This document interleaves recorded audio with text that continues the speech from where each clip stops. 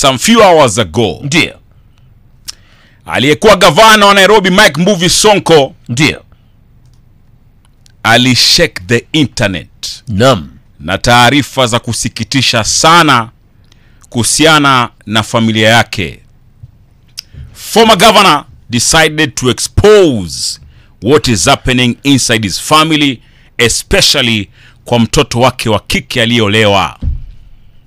Na anasema kwamba nasema haya ndio msione kwamba sisi matajiri pia hatupitii masuala kama haya. Naam. Na nafanya haya kwa sababu mimi pia ni mzazi mbali na kuwa nilikuwa kiongozi. You know? Ndio. Ali-expose jinsi mtoto wake wa kike amekuwa akipigwa na mumewe. Ndio. Mume ambaye yeye ndo anamlipia renti ya nyumba, alimnunulia gari, anamfanyia shopping na analipa school fees ya watoto kwa sababu ana understand biashara zake ziko chini, you know. And he recorded the incident yote mpaka akimuuliza, why are you always beating my daughter? You know. And unfortunately this is the saddest situation ambayo inafanyika katika nyumba nyingi sana hapa Kanairo na Kenya kwa ujumla, gender based violence. Na unajua tuko kwenye mwezi wa 16 days of activism, mwezi ambao huwa tunakemea na kupiga vita dhidi ya GBV. Naam. Na I watched that video. Bili mimi nimesikia kukatwa maini kwa sababu I saw a hopeless and helpless father ambao ameshindwa afanye nini, amejizuia kwa namna kubwa sana. Na nikajiuliza maswali matatu. Swali la kwanza, Naam. the family that you come from, Naam. you don't deserve to be in an abusive relationship. Yeah. Yani yule mtoto wa kike Salma Yuko vizuri. Familia anayotoka is a well-off family. Naam. The father is also rescuing strangers hapa nje. Naam. Anasaidia watu ambao hawajui. How comes wewe umejiweka katika ndoa ambayo ni abusive? That is one. Two, nikajiuliza, huyu mwanaume ana makorodani sampuli gani?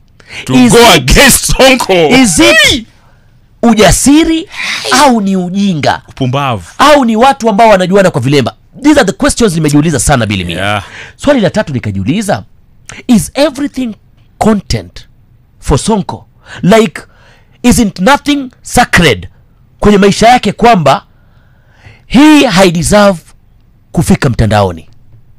You know bro, I also ask myself such questions. Lakini kaka, unajua Sonko could have easily beaten that guy na asirekodi na story itoke. Kweli uongo? Kweli? Because he has the powers to do it. Lakini bro, if you are a father to a daughter, you understand kwamba mtoto wako amempenda na amemkufia mtu, so uwezi mhamu mtu. Kwa sababu katika video umeona mmoja wake wa bodyguards wa Sonko anamslap, analia, usimpige mume wangu. Yet kupiga bwana yangu. Yes, yet ye mwenyewe ametoka kupigwa, akapigia simu wazazi wake. So Sonko is in a very difficult situation. You want to help your daughter, but then again your daughter loves this someone who is abusive. So kama tunaelewana. So it's a difficult balancing act for a father. Lakini heko kwake Mike Mbuvi Sonko kwa kujizuia. Mwanangu mimi uongo. Mimi mwanzo ungekuwa nimekupiga vibare. I don't support gender based violence, lakini katika ile asira ya ubinadamu tu, because mahusiano ya baba na mtoto wa kike jameni ni very strong sana. People don't mess with people's daughters. People don't mess with people's husbands ama sons. Kwa sababu pia unapata kuna nyumba ambazo mama ndo anampiga baba. You know, mama anampiga baba sana, amesema mpaka amechoka sasa hivi. Unaelewa? So Sonko kurekodi, anajaribu kuexpose kwamba bwana ni aje, hichi pia chanifanyikia mimi, unaona? Like msione kwamba basi mimi niko so special, I'm also human, you know. Msione kwamba maisha yangu tu ni sawa. Yeye pia ni binadamu kama kawaida. Anapitia changamoto kama hizo ambazo unapitia, na amesema yeke hivi na at least watu wafunguke, wasaidike. Mike una hospitali fulani pia ameitaja, anasema kwamba inasaidia watu wa kike bure ambao wamepitia abusive relationships, you know. But then again, Mike Mbuvi Sonko, one day you will wake up, try calling your daughter and she'll be no more, because people like this can kill, you know.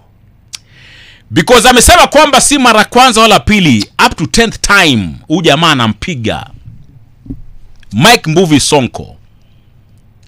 Yaani utapata siku moja mtoto wako unampigia simu hayupo, jamaa shamuua. Bilimia. Sonko aside. Naam. I know of a top cop. Naam. Mtoto wa kike. Ni mdosi kwenye idara ya polisi. Naam. Na whatever that beautiful baby is going through inasikitisha. Bwana yake ambaye ni raia wa kawaida. The guts. Yani mpaka anamwekeaga time ya kurudi kwa nyumba. Na anajua kabisa huyu ni mdosi kwa idara ya polisi. Ambapo job inaweza kuwa noma. Exactly. Na akichelewa kibano. Exactly. So unajiuliza maswali mengi. What makes a woman who's empowered economically, a woman ambaye ana everything, anaweza toka tu kwa hiyo relationship na maisha yake yawe sawa. Na pia kuna instruments of power by the way. Wacha huyo.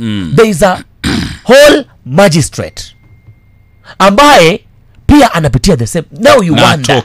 Unajiuliza, yani ni kitu gani ambacho kinafanyaga watu wanakosaga kutoka katika hizi ndoa ambao ni abusive na wana uwezo. Bwana msikizaji, itabidi utuambie what makes you stay. Na hili swala la kwamba is because of the kids limetumika sana. Tuachane nalo. Bwana tusikie japo kwa kifupi tu Mike Movie Sonko conversation ambaye alikuwa amerekodi akaenda kuconfront yule jamaa ambaye ni mume wa mtoto wake na anampiga.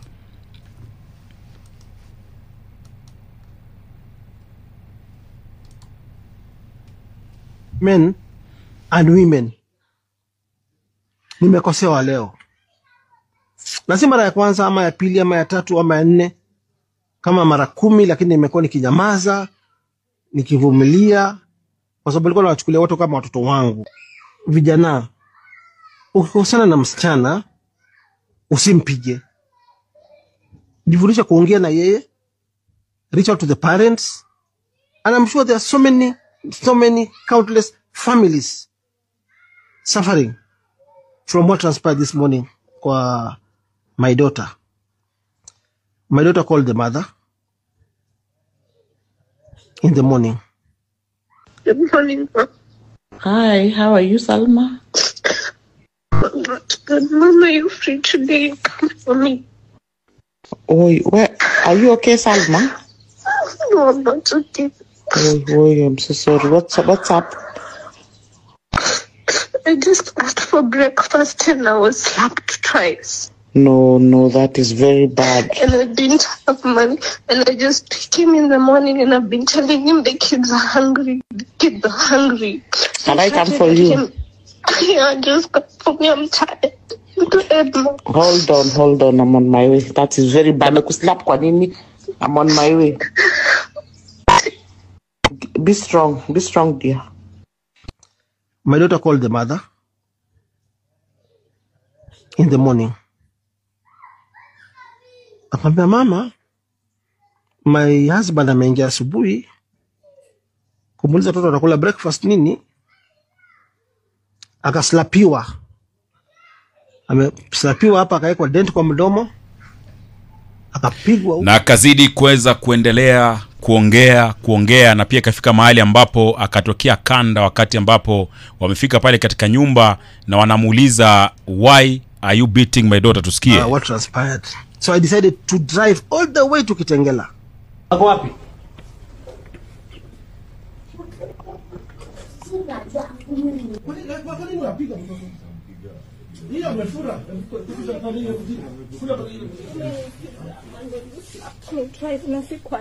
Umefurusha kwa mdomo, mtoto wangu amekosea nini? Watoto nakusomeshea, rent na kulipia, unanipigia mtoto wa nini? Sisi tukupiga sasa utasikiaje? Security wangu wako na kifua na nguvu kukushinda.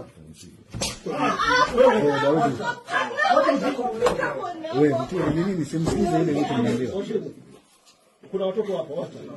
Order ni moja na order ni boss. Follow my orders. Don't be violent. Mbona nipigia mtoto? Na kulipia watoto wako school fees, na kulipia rent, na kulipia chakula, shopping na wafanyia, kila kitu kulipia. Why are you beating my daughter? uko na nguvu kumshinda. Why you beating my daughter? Ni mmoja mmoja kama bibi na bwana. Nimekuja kukaa peke yangu mimi. Unampitia nini? Na si mara ya kwanza unaona umemfurusha mdomo. No, so I'm going to report this here to the police. Kama ya report, mimi report it. Kwa mtakuta mbele ya mtoto. Na kwa mtoto wangu ametakuwa. So tumekosana kidogo. You know bro, na iliendelea kiendelea, anasema mimi nampenda. If you love someone, why would you even lift a finger if you claim you love someone? Sonko anasema kwamba that day that you'll kill my daughter, I'll also kill you.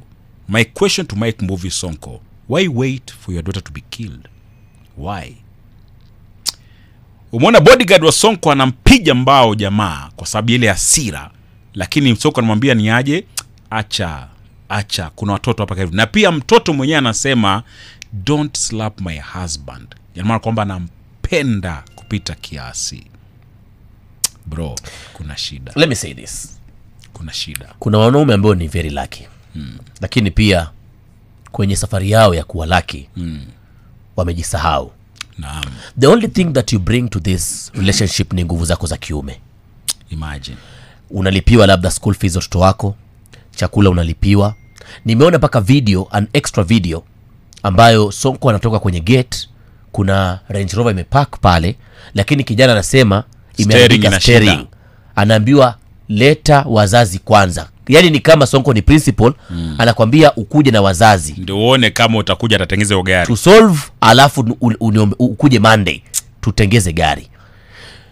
Wanawake, wanaume wana fair share ya blame yao. Yes. Lakini nauliza tu, to the beautiful babes out there, you are economically empowered. Naam. You are a career woman. Naam. You have the means, the knowledge to live the marriage, but you don't. Why? What's keeping you there?